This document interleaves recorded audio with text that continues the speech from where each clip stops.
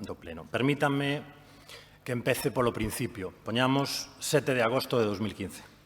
Salón de plenos do Concello da Coruña, sesión extraordinaria, debátese o primeiro modificativo de crédito do Goberno da Marea Atlántica. 3,1 millón de euros en facturas pendentes do mandato anterior. Intervén un concelleiro, titular, pasamos do túnel do PP ao Pozo da Marea. Máis titulares, unha oportunidade perdida para marcar prioridades políticas. Esperpéntico, inadmisible incapacidade de xestión, modificativo unilateral, un suicidio para un goberno en minoría, estrategia victimista. E para rematar, nos daba o concelleiro un consello. Na vida, señor Ferreiro, o contido é moi importante, pero a forma na que se fan as cousas é tremendamente reveladora. Os titulares son de José Manuel da Pena, do Partido Socialista, e aquel modificativo, como tantos outros despois, non saiu adiante naquel pleno. Fin de la cita. O de hoxe tamén é un pleno extraordinario, o Goberno tamén está en minoría, o modificativo tamén se destina a pagar facturas de anos anteriores e tampouco foi pactado previamente, cando menos co Grupo Municipal da Marea Atlántica. E até aí as semellanzas ou os paralelismos con aquel 7 de agosto de 2015.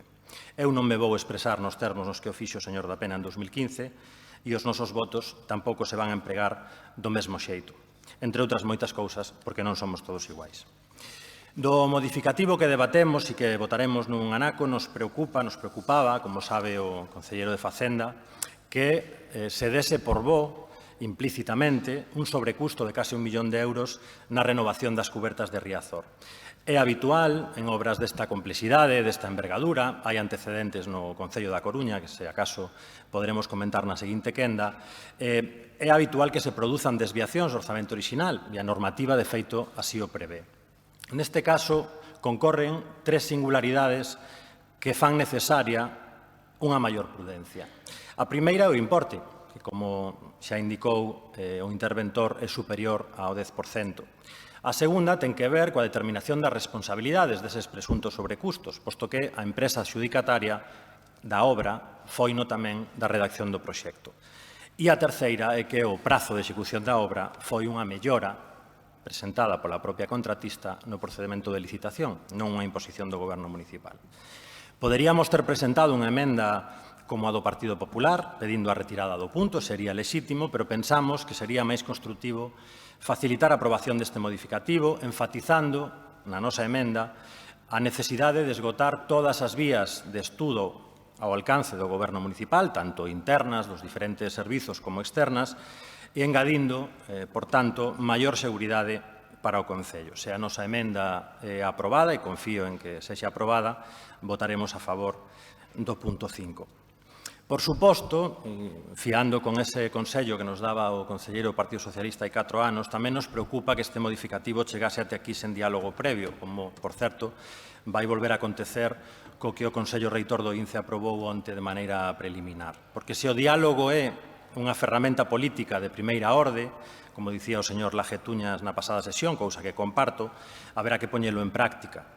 Senón, pode acabar pasándonos o que lle pasou ao discurso da señora Reina Investidura. Estaba inzado de referencias ao diálogo, pero completamente baleiro de referencias ás organizacións políticas coas que ese diálogo ten que darse, que son as mesmas, por certo, que lle deron aquel día os votos que precisaba.